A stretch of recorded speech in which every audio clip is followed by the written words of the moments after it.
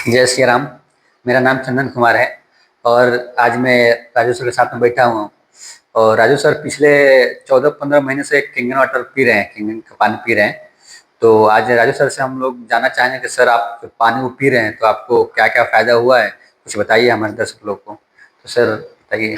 मैं राजू बरनवाल पिछले करीब 17-18 महीने से पानी पी रहा हूँ। कैंटीन मशीन हमारे 29 मई 2024 को लगी थी। मैं शुरू में 3-4 महीने पानी पिया, ऐसे नॉर्मली लगा, लेकिन उसके बाद मैं बीपी की दवा खाता था 2004 से। और मेरा बीपी मैं जब अपने घर से दिल्ली शिफ्ट किया था तब मेरा बीपी करीब सडनली 180-200 तक पहुंच गया था। और मैं उस समय बहुत परेशान हुआ। फिर वहाँ एक डॉक्टर के पास दिखाया। मैं डॉक्टर के पास जाता था, 2-2 3-3 घंटे लाइन लगाता था और दवा लिखता था। 10 रुपए की टैबलेट आती थी। मैं सोचता था बड़ी सस्ती दवा दे रहा है, 200 रुपये फीस लेता है और 10 रुपए की दवा देता है, बड़ा खुश होता था। 1 महीने तक दवा खाया, नॉर्मल हो गया। फिर मैंने दवा बंद कर दी। फिर 1 महीने बाद प्रॉब्लम शुरू हुई। फिर मैं दूसरे डॉक्टर को अप्रोच किया तो उसने बोला आपने दवा क्यों बंद करी? दवा बंद नहीं करनी, बीपी की दवा बंद नहीं होती है। फिर दवा चालू हुई, तब से दवा खा रहा था।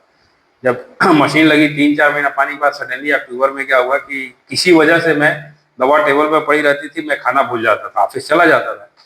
तो मैं डर गया कि बीपी मैं दवा नहीं खा रहा हूँ, बीपी बहुत बड़ी होगी। सडनली मैं हॉस्पिटल में गया, चेक कराने गया तो देखा बीपी मेरा नॉर्मल हो गया था, 130/90 आया। 18 अक्टूबर 2024 को। देन अगेन 28 अक्टूबर 2024 को दोबारा चेक करवाया। मैं सोचा पहले कुछ डिफरेंस होगा।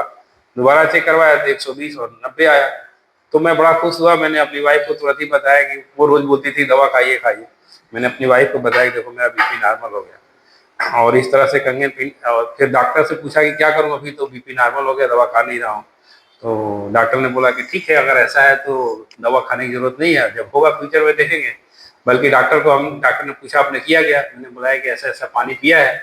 तो बोले अच्छी बात है। लेकिन डॉक्टर को मैं बोला कि सर ये तो मैं चाहता हूँ कि सबके घर में मशीन लगे।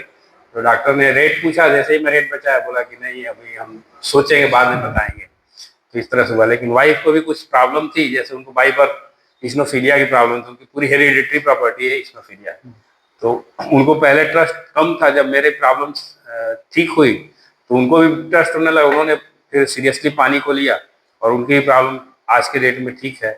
खांसी होती है पर दवा खाती है, ठीक हो जाती है। पहले था कि एक बार खांसी शुरू हो गई तो 8-9 महीने चलती ही रहती थी, लेकिन अभी ठीक है।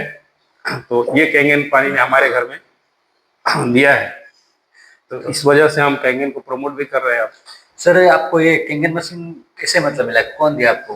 अरे हमारे एक मित्र हैं सिद्धार्थ श्रीवास्तव जी, एक फाइनेंशियल एडवाइजर है। और आज के डेट में अगर वो बोल दें कि हमको इस जगह इन्वेस्टमेंट करना है और मेरे पास पैसा होगा तो मैं सोचूंगा नहीं आंख बंद करके वहाँ पैसा डाल दूंगा।